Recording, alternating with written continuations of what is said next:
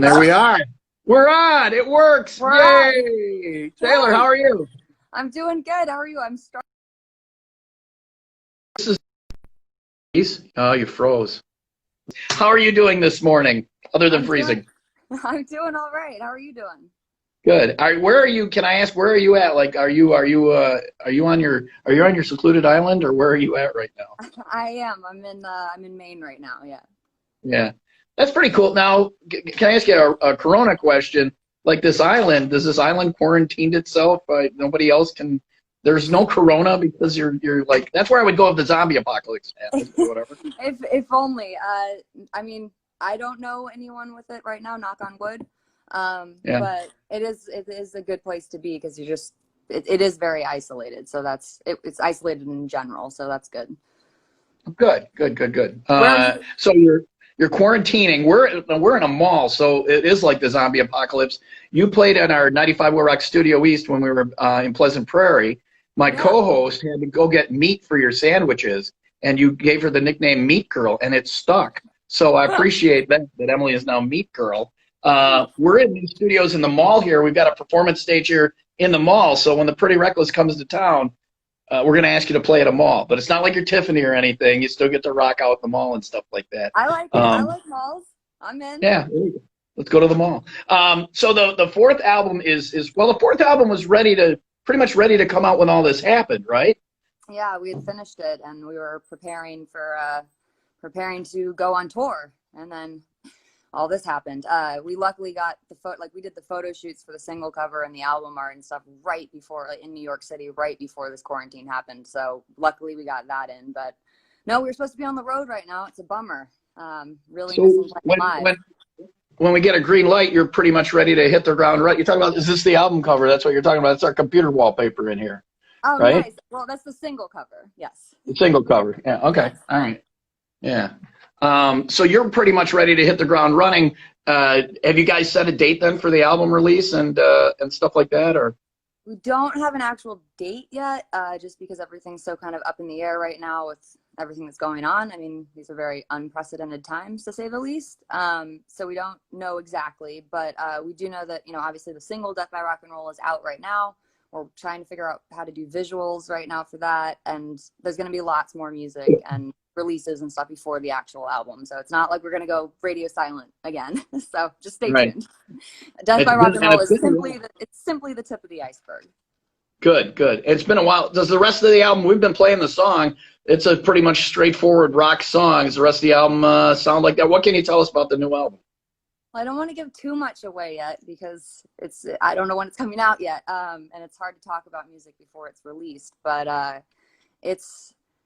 mean, if Death by Rock and Roll is any indication, it's a full-fledged rock and roll record, but there are a lot of dynamics, and there's something for everyone. It takes you on a ride, to say the least. It's a journey. Where did you guys produce the album at? Did you do it at a new place, or where did you produce it at? Yeah, well, we actually recorded it at the studio in Maine with a guy named Jonathan Wyman, who is amazing, great friend of ours, really, really, really great. This is actually the first record we co-produced because we kind of had to build the pieces back together from the ground up. So in a lot of ways, this feels like our first album in the sense that we really threw everything we had at it. I mean, emotionally, mentally, physically, like it feels like a rebirth in a lot of ways.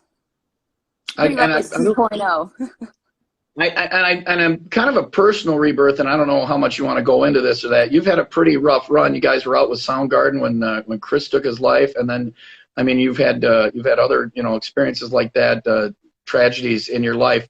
Is this like therapy for you? Finally getting this album out? It's been a pretty rough couple of years.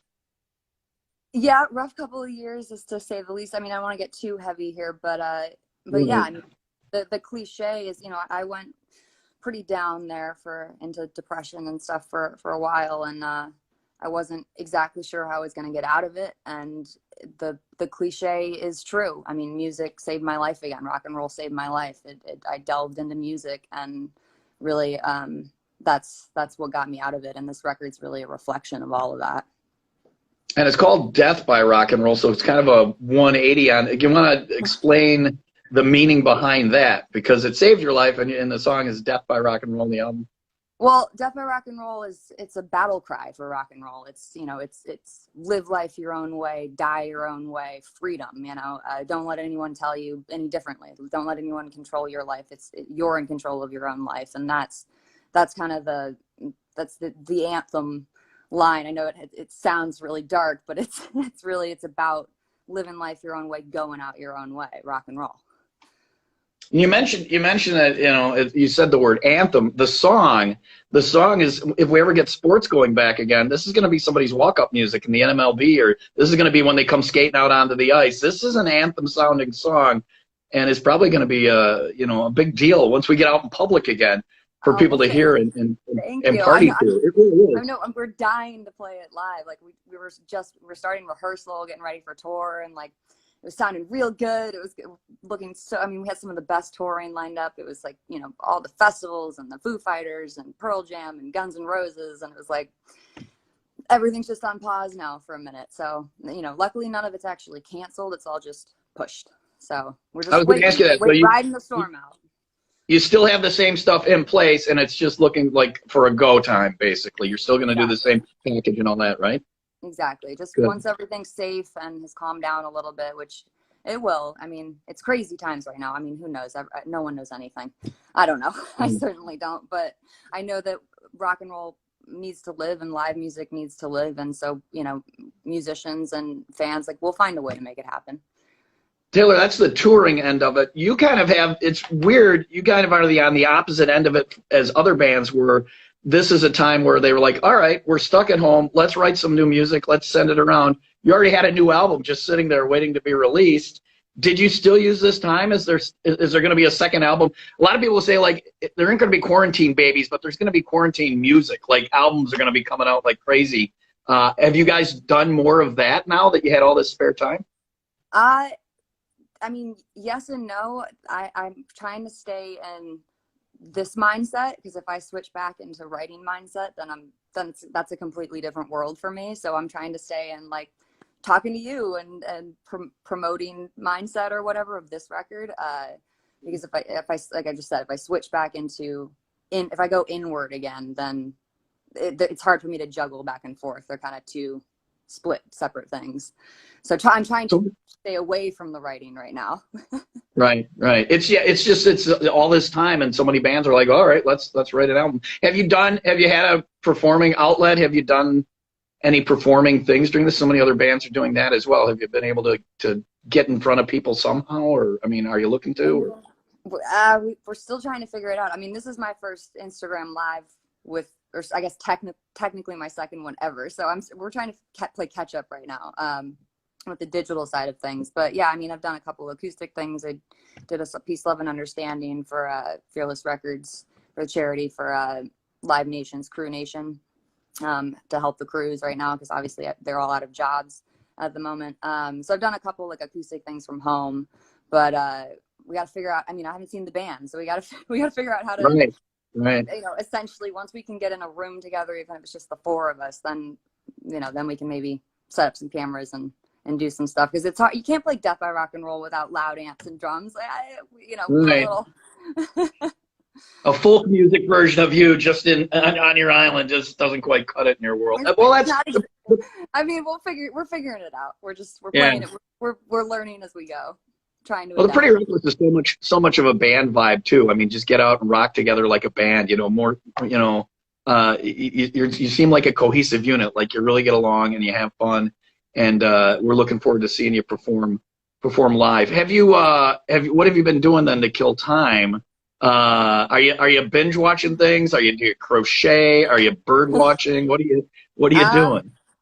There's definitely some bird watching. I mean, the wildlife in Maine is amazing, and that is one thing that's kind of beautiful about this whole quarantine, is you really are seeing the wildlife come to life. Like, I saw a little baby fox outside the other day that I never would have seen before, things like that. But no, I'm playing a lot of guitar, honestly, listening to a lot of music, and doing a lot of interviews. Yeah. You can be honest with me. Does it suck? I mean, interviews are like, I got to do an interview. Or now maybe it sucks a little less because at least it's something to kill time, you know? I mean, I don't think interviews suck ever. It's it's the tech that sucks. Like I'm trying to play catch up with this whole thing, and it's just a little confusing to me, and it's just something to adjust to. But because like you're here, I see you, but you're not here. So it's Right. I'm trying to wrap my brain around it. But no, it's fun to talk about it, and once you put music out into the world, you want to share it. So it's great. Yeah. Well, you're doing really well. Listen, all honesty, you and me, it's my second Instagram live too. So I think we're nailing it. We really do. I think we're killing it. Yeah. All these hearts are going up on the side, so people are loving you. I don't get any hearts. I hope that's a technological thing, and at least I'm not getting any thumbs down. So I don't know. I think the hearts just come up on the bottom of the screen. I think Right. so. I think you're getting all the love too. You know what? Thanks for saying that. Either way, I really appreciate that. I really appreciate that. Well, I'm sending you all the hearts. So. Oh, thank you. Well, that is special, right there. So you didn't get to perform the songs live after the album was out. You're like chomping at the bit to find out, how they're received and stuff like that. Have you vetted the album through some other people then, family or friends? Are you secretly leaking it to anybody, and what are people thinking? I mean, there's people that you trust and love that have heard it, so you don't want to get in trouble by saying yes. Yeah. It's been the running joke of we're just gonna leak the record, right? Which we're not, but I'm really excited for people to hear it just because it's such a journey. And when I say Death by Rock and Roll, the song is simply the tip of the iceberg. It really is. Like it's the first song on the record, and it takes off from there. Yep. Well, if it goes up from there, it's great because that is a great new song. We played it this morning on the Tom and Emily Morning Show, and people were commenting about how much they loved it. So. It's definitely a good song. What about the rest of the record? Do you have any favorites when the record finally does come out? Should we listen? What else should we listen to? Do you have anything you? I know I'm asking you to pick a favorite kid here, but well, it's favorite kid, and we haven't released the full track listing yet. Like some of it's gotten some. I'll talk about some of the things that have kind of leaked out. I mean, we did a song with Matt and Kim from Soundgarden called "Only Love Can Save Me Now," and that I can't wait for people to hear that. That's one of my favorites on the record, and. There's another song called "And So It Went" with Tom Morello on it, which is pretty stellar. So I don't want to give too much away yet, but that's all right. So just stay tuned. It's in my opinion, it's the best thing we've ever done. So. And do you have a solid release date, area, timeline, or what are they? What's the plan? Do you have any idea yet or not? I don't know. Everything's so kind of crazy right now still. I mean, hopefully not too long. Hopefully soon. Like I said, there's gonna be multiple singles. So there's gonna be more music coming, and kind of teaser tracks in between that. And like I said, we're trying to figure out visuals right now, that's really hard for me because the whole thing with when you finish a record, you really want, playing live is a huge part of completing that circle. You write the songs and you record the songs and you rehearse the songs, and then live is the full circle. The other side of that is the visual aspects of it, of videos and all that, which completes the circle. So being kind of limited to what we can do in those cases right now is a bit of a struggle, but we're working on it. We're going to figure something out. All right. Maybe homemade videos. They did SNL from home. You could do exactly. Who are going to complain? Everyone's in the same boat, so we're just, right. That's true. We're a little slow on the uptake, but we're getting there. We're all in the same storm. We have different boats. I'd rather be on Jeff Bezos's boat than in my rowboat. But but we are all in the same storm. And part of it is we haven't gotten to hear the new full album, the Death by Rock and Roll from the Pretty Reckless. But we love the single. Taylor, I know you got other people to go talk to. I so much appreciate you taking the time. When you get to Chicago or Milwaukee, we got a mall stage right here. I'm going to buy you a pencil. Yeah.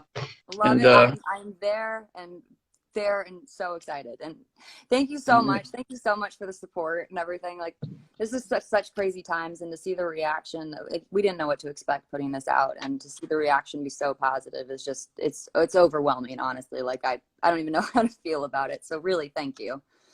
All right. Taylor Momsen from the Pretty Reckless, Death by Rock and Roll, out soonish, hopefully. The single's out now. We love it. And enjoy your bird watching and then fox watching in Maine. Thank you for talking to us today. All right. Stay safe, man. I'll see you soon. You too. Bye-bye.